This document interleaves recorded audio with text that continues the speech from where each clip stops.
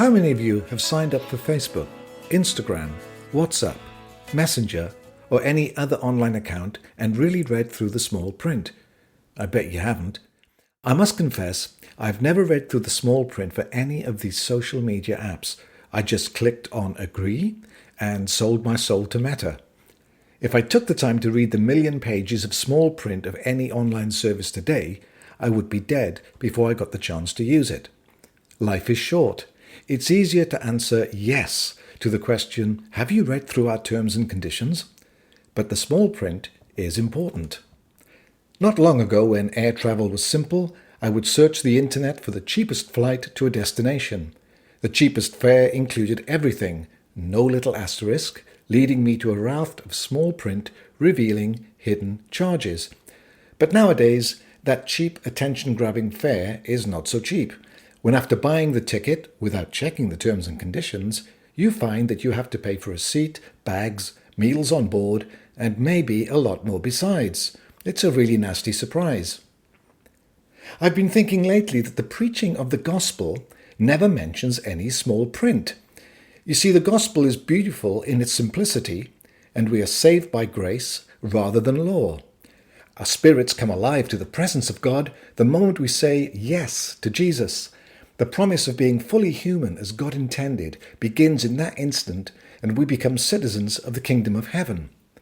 But sadly, over 2,000 years, Christian culture has created a whole list of rules and regulations, or small print. The joy of discovering this wonderful free gift of knowing God soon disappears under the weight of them. When I was young, becoming a Christian in our church was a simple process. While the organ played softly and the congregation sang "Just as I Am," all I had to do was put my hand up to signify that I wanted to become a Christian. That was it, simplicity itself. But there was a catch. Saying yes to Jesus was not enough.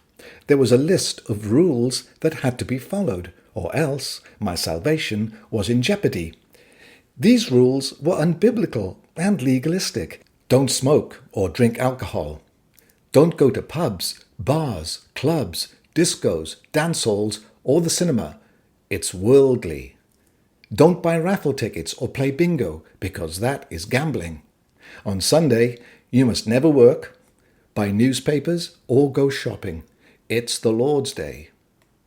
Don't listen to rock music, because it's evil, especially the drums. They stir up evil spirits. All females must wear hats in church to show that they are submitting to their husbands, or men in general. Don't stop attending church, or we'll call you a backslider, which is worse than being a sinner. You must tithe or give 10% of your income to the church. Start each day by reading the Bible and praying. You must tell all your friends about Jesus and try and get them saved. Now, as an adult, I've rejected all of that legalism, which sucked the life out of me. You might have had a similar experience, or God forbid, be in a church where they teach this stuff. You see, salvation is not found in keeping Old Testament laws or modern-day denominational ones. Laws can change the outward appearance of a person, but can't change the heart. Our hearts can only be changed and transformed by the grace of God through the good news of Jesus Christ and the power of the Holy Spirit. In Galatians 3, verses 2 and 3, we read this: "Did you receive the Spirit by the works of the law, or by believing what you heard? Are you so foolish?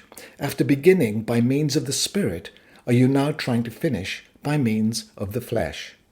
So let's not add rules and laws to the wonderful grace of God. Let's get rid of the small print and keep life simple. Thanks for listening to my confession.